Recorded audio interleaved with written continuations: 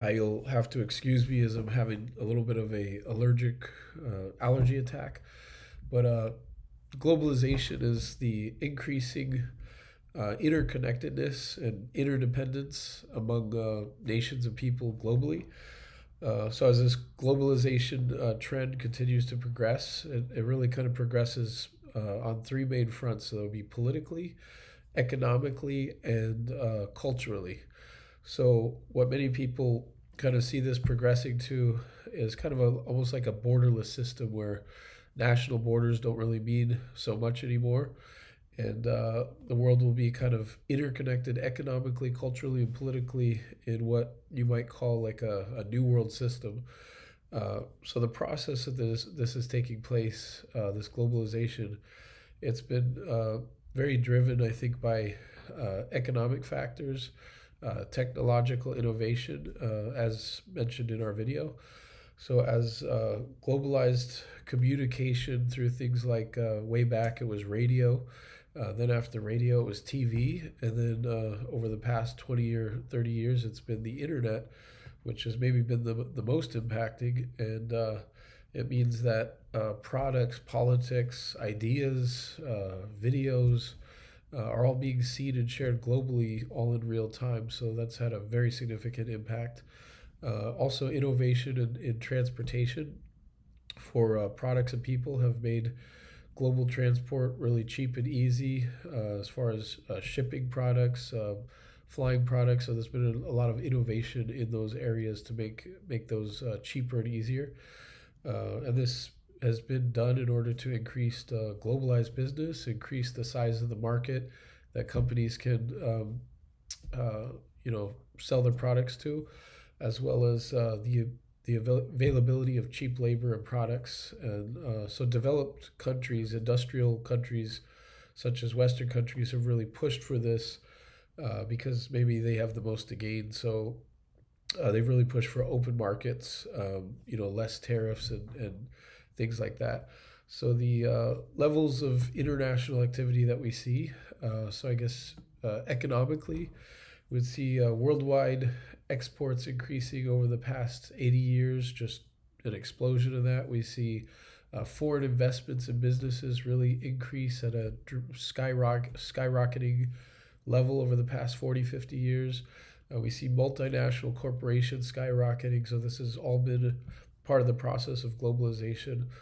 From as far as economically, from a political level, we see globalized issues that transcend one nation, such as climate change, terrorism, as well as a lot of unifying political groups like the UN and NATO and the EU, as well as others. And we also see kind of non companies with, with no allegiance to any nation, such as they call them NGOs.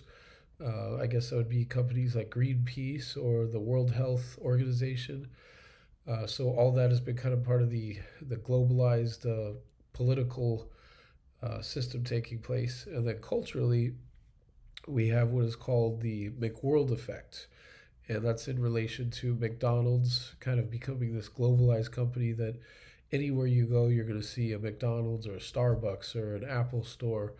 And so this effect has been, you know, these corporations taking over and kind of trumping down on the rest of the culture and local culture, local food, local language.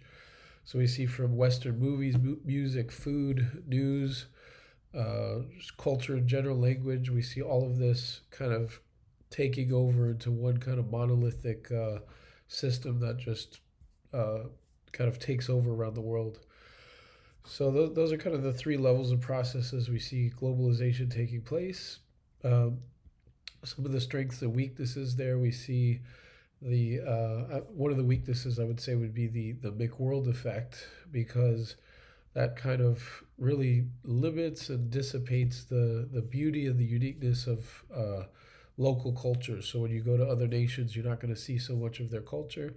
One example of this would be, at least a personal example, would be when I traveled abroad and I was looking for good restaurants to go to in different cities, and you would see a Starbucks or a McDonald's just all the time.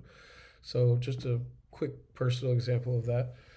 Strengths, you would have the modernization of countries that benefit greatly. So, countries that are already kind of industrialized or modernized, they really, really benefit. So, their production factories get a lot of investments from foreign investors, and they're able to export and sell a lot of their products globally and very competitively. And so that really helps with poverty in their country because a lot more business is coming in.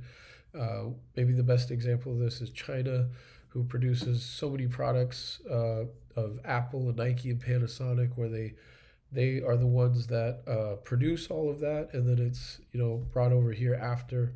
So China has benefited immensely from this, and they're kind of the world's factory in a sense. One other weakness would be non-industrialized or non-industrialized nations really suffering greatly because they're not able to keep up. They're not able to compete with a lot of these other nations. Nobody wants to invest in them, and so they're not really able to leverage any of this, and so they end up getting taken advantage of by so many different countries. One example would be the conflict minerals crisis in Congo, where a lot of their minerals are exported to countries like America to make cell phones and things, and they are not really paid at all fairly. And then the money that they are paid, it goes to helping these violent sects and groups that take the money and produce all this violence in the nation of Congo, and just kind of decimates their instead of building up their infrastructure, it just decimates the country. So I think I'm going to end the video there, but thank you very much.